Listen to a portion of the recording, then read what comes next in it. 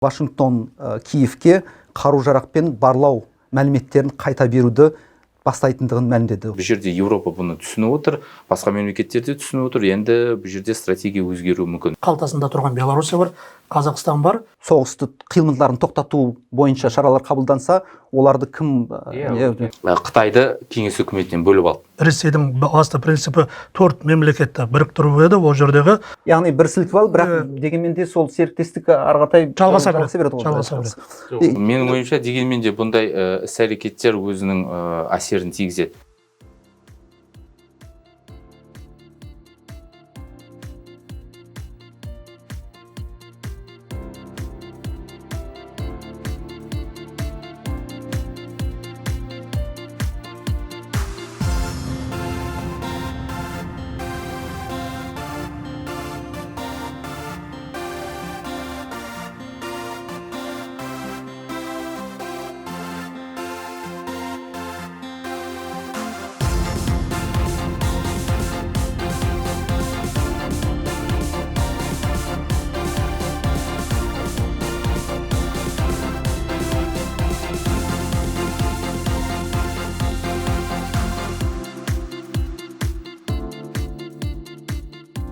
Құрметті көрермен, бүгінгі біздің тақырыбымыз Ресей мен Украина арасындағы қақтығыс төңірегінде келіссөздер туралы болмақ.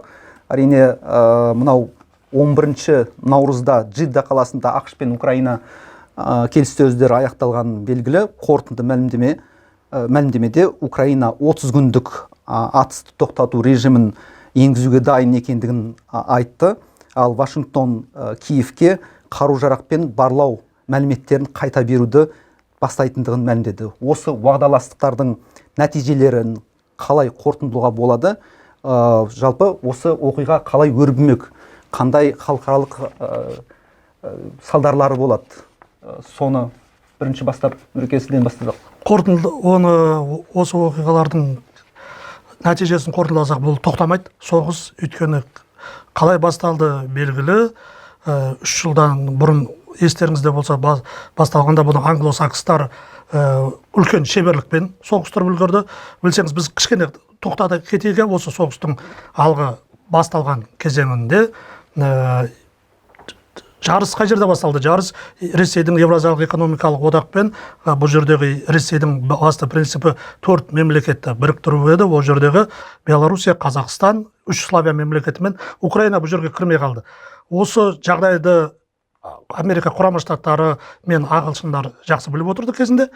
Одан кейін, білсеңіз, естеріңізде болса, Бжезинскийдің үлкен шахмат тақтасында Украинасыз Ресей емес деген қағидасы бар еді ғой. Осымен үлкен шеберлікпен соғыстырып үлгерген ақш, бұл ойын тек қана ол жерде Байден болсын, Трамп болсын, бұл жағдай созыла береді. Бұл Америка Құрама Штаттары үшін тиімді. Білсеңіздер, Ресейдің өз принципі бар.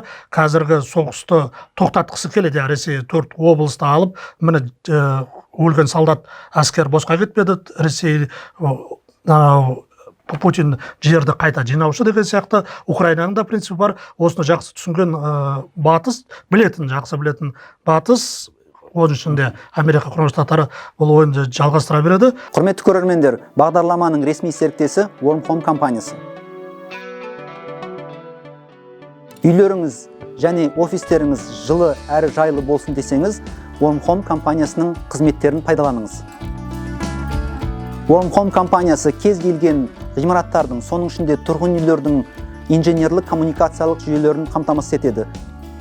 Соның ішінде сумен қамтамасыз ету, вентиляция, канализация және жылу беру жабдықтарымен айналысады.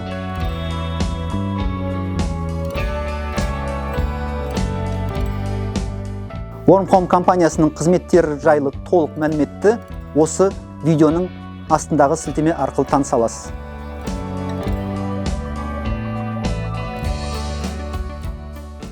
Тек қана біз келіссөз деп айтпайықпын, біз Джиддадағыны кеңестер. Келіссөздің алдындағы кеңестер. Украина келісті 30 күнге тоқтата тұруға, бұған Ресей бірақ құмаймен қарайды. Қысқа айтқанда соғыс жалғаса береді. Мәскеуге Трамптың арнайы өкілі, көмекшісі барып кетті, Уиткиф. Сол келіссөздердің нәтижесінен бір үміт күтуге бола ма? Путин айтты ғой жаңағы, президент Путин, біз жалпы келісеміз, бірақ нюанстар бар деген сияқты. Жалпы бұл жерде біріншіден Трамптың сыртқы саясаттағы басымдығы туралы айту керек. Ол сайлаудың алдында айтқан болатын, бұл соғысты тоқтатуымыз керек, қандай мүмкіндікпен болса да. Біріншіден Трамп Украинаға қызығушылығы аз, бұл Америкадан алыста жатқан ел, біз сонша ақша құртпауымыз керек, Еуропа қауіпсіздікті қамтамасыз ету керек, бірінші орында болу керек деген. Және көптеген бұқаралық ақпарат құралдарында Трамптың стратегиясы туралы айтылды. Егер Украина осы соғыс тоқтатуға келіссөзге барғысы келмесе, қару-жарақты бермейміз, яғни басқа да әрекеттер жасаймыз. Егер Ресей келіспесе, онда Украина қару-жарақты көбірек береміз, санкцияларды күшейтеміз деген. Яғни қарап отырсақ, осы алдындағы шиеленіс Зеленский мен Трамптың арасындағы, яғни Украина барғысы келмеді бұндай келіссөзге. Украинаның үміті, егер осы соғыс жалғасатын болса, осы деңгейде қалса да санкциялар, қару-жарақ пен көмек, ол уақыт өте келе Ресейдің жағдайы қиындай береді. Яғни Ресей қазір шынымен де санкциялардан зардап шегіп отыр. Әртүрлі дерек бойынша 30-40% бюджетінің осы соғысқа кетіп отыр. Яғни Украинаның үміті бұл уақыт өте келе Ресей бұл жерде территорияны қайтып алу емес Украина үшін, яғни қысымның арқасында Ресей өзін әскерін шығару. Өткені тарихта көптеген ондай оқиғалар болды ғой. Ауғанстан, Вьетнам деген сияқты өткен үлкен мемлекет шабуыл жасағаннан кейін уақыт өте келе қысымның арқасында шығып кетеді. Яғни бұл жерде ақш өзінікіне жетті. Трамптың саясаты, яғни соғысты тоқтату. Бірақ украиндар тек қана әуеде және теңізде тоқтатуды ұсынса, бірақ олар жерде де бүкіл қосы қарулық қақтығысты тоқтатуды ұсынып отыр. Американдықтар өткен Зеленский мәжбүр болып баруға бұл жерге. Екіншіден, бұл жерде енді Ресей келісе ме? Ресейдің өзінің жаңа нюанстары бар. Ресейдің қорқып отырғаны, олар егер қазір өсіп қалып қалатын болса, Ресейге, яғни қағазда осындай келісім керек, жаңағы бізге облыстарды береді, бетеді деген. Олар осы қатып қалудан конфликтінің қорқады. Сондықтан бұл жерде егер Ресей келіскен өзінде де, ол 30 күнді кім мониторинг жасайды? Ол жерде өте көп тәуекелдер бар, оны қалай оны бақылауға болады 30 күн бойы. Өйткені ешқандай әскер кіргізбейді, ешкім оны бақыламайды. Сонда бұл жерде көптеген сұрақтар бар. Осыған байланысты екінші сұраққа бір сұрақпен қоса кетейін. ақш-тың жаңағы басты саясаты да Европа одақтың бірінші, біз қауіпсіздік дейміз, қауіпсіздіктің арқасында ол Европалық одақты өзіне тартып ұстап тұру. Екінші мақсаты да, ақш-тың басты сыртқы саясатының мақсаты да жаңағы Ресейді әлсірете беру. Бұл екінші үлкен қадамы. Сол үшін бұл соғыс қайталап айтып, жаңа айтып кеттік, жалғаса береді әлі де. Мынау екінші сұрағым соған байланысты болатын, Нұрке. Еуропа мемлекеттері осы бейбіт келісімге қалай дайындалуда жалпы? Украинаның еуропалық серіктестерінің ұстанымына қатысты бір өзгерістер болуы мүмкін бе? Себебі мынау кеше НАТОның бас хатшысы Марк Рютте президент Трамппен кездесіп кетті. Оның алдында Ұлыбританияның премьер-министрі Кир Стармер, Макрон да нетіп кетті, барып кетті. Сосын жаңағы сіз айтқан, Нұрке, мынау егерде 30 күндік соғысты қимылдарын тоқтату бойынша шаралар қабылданса, оларды кім, мысалы Макронның жаңа атышулы нелер бар, жаңа мәлімдемелері болды, жаңа контингент қабылдау керек, тіпті ядролық жаңағы мәселелер, стратегиялық қарулар туралы айтып кетті, мысалы. Бұл жерде Европалық Украинаның серіктестері одақтастарының ойыны да бұл ақштан ұзап кетпейді. Жаңа біреуі ойыннан ұзақтағанда, екіншісі жақындағандай болып, қайтадан бір-біріне жаңағы пас беріп, ойындар жасап, Ресейді бұл жерде тығырыққа тұру. Сахнаның артында бұлар бір-бірімен келісіп отыр. Осындай жаңа мен Украинадан, то есть Европаның қауіпсіздігінен шегінем дегенде, ақш Украина үшін мына мемлекеттер көрдіңіз ғой, Польша, мынау Германияның келген жаңадан кім еді? Мерс бар, Стармер бар, барлығы осы жағына өтіп кетті. Мен бөліп жара алмаймын соны. Украина үшін көзқарасын ақш пен батыс елдері. Ал жалпы осы тұрғыда Украинаның өзінің дербес әскери бюджетін қалыптастыру, жалпы мынау Еуропадағы қазіргі мәселе енді ақшсыз қалай біз қорғаныс мәселелерін шеше аламыз деген сияқты осындай бір үрдіс жалғасуы мүмкін бе жалпы мына ақш-тан енді мынау НАТО шеңберінде біржола үзіліп кетпесе де бірақ өздерінің жаңағы бір дербес қауіпсіздік жүйесін құруға бағытталған мысалы шараларды қабылдай ала ма? Жалпы бұл жерде айту керек, ол Трамптың алдында Байден әкімшілігі кезінде де осы Еуропа қаржыландыру, яғни әскери мәселені қаржыландыру мәселесіне көп көңіл бөлу керек деп. Өйткені ақш қазір осы Қытайға, басқа жақтарға өзінің көп күшін салғысы келеді. Яғни екі жаққа ақша бірден қаржы жұмсауға мүмкіндігі жоқ. Бұл бұрыннан айтып келе жатқан әңгіме. Және айту керек, ол 3 жыл бойы Еуропа ойлаған жоқ бұндай болады деп. Қанша дегенмен де Еуропа өзінің шығындарын көбейткен жоқ, әлде осы ақш не болса да бізді тастап кетпейді деген сондай. Оларға әрине Трамптың саясаты шок болды. Бірақ бәрі күтті, бірақ дегенмен де ондайға бармайды деп ойлады. Яғни Еуропа үшін шок. Сондай бір күрт не болмаса өзгеріс деген. Тіпті кейбір мемлекеттер, әсіресе шығыс Еуропадағы қазір соғыстың бітіп қалуына, аяқталып қалуынан сәл күдіктенетін сияқты. Польша болсын, Балтық мемлекеттері неге? Өйткені олар қазір осы соғыс жалғаса, әрине Ресейде одан сайын әсер ету керек стратегиясын ұстанады. Егер жаңа Трамптың айтып жүргені G7-ге қайтадан кіргіземіз, санкцияларды шешуіміз мүмкін деген, яғни қайтадан интеграция, жалпы қазір көптеген әңгімелер жүр. Трамптың стратегиясының бір бөлшегі, яғни бұрында кезінде болған кеңес үкіметі болған кезде мысалы Қытайды кеңес үкіметінен бөліп алды. Және бұл жерде де олардың ойлары, сол кездерде енді қазір Ресейді Қытайдан бөліп алу саясатын жүргізгісі келуі мүмкін деген эксперттердің айтуы бар. Бірақ мен ойымша бұл әзір мүмкін емес. Ол кезде Қытай мен СССР арасындағы қарулы қақтығыстар болды, қарым-қатынас нашар тұғын. Ал бұл жерде өйтіп айтуға болмайды. Екіншіден Қытай әлдеқайда экономикалық тұрғыдан мықтырақ және Ресей тәуелді. Яғни енді Еуропаға ол мәжбүр, Еуропа бұл жерде Украинаны қаржыландыруға, басқа амал жоқ. Егер бұл жерде өзінің қаржыландыруын көбейтпесе, өзінің қорғанысына, Украинаға көмектеспесе, яғни Трамп бұл жерде бірте-бірте Еуропадан алыстайтын, яғни бүкіл жаңағы несін барлық назарын Қытайға аудартатын. Еуропаның қауіпсіздігімен қосып кетейік, Нұрекең жаңа айтып өтті ғой, ақшсыз Еуропаның қауіпсіздігі мүмкін емес. ақш бұл ойында бола береді. Еуропа одақтары күмәнданып біраз шошынып отыр ғой. Бұл ақштың сыртқы саясатында осындай мен кетем дегендей, ал шығыс Еуропа мемлекеттері одан сайын үркіп ақштың ағына жығыла түседі. Бұл соғыстың арқарата жылжи беруіне барлық жағдайды бақылап отырған Құрама Штаттар бұған мүдделі. Бір жағынан Еуропа ақштың ағына жығылды, екінші жағынан Ресей әлсірей түседі. Бұл жерде менің ойым сәл басқаша. Менің ойымша бұл керісінше ақшқа жақындатпайды Еуропа мемлекеттерін. Қазір соңғы ақпараттар бойынша мысалы Португалия, басқа мемлекеттер ақштан жаңағы F-35 ұшақтарын алудан бас тарту мүмкін деген мысалы ойлар, әңгімелер жүріп жатыр.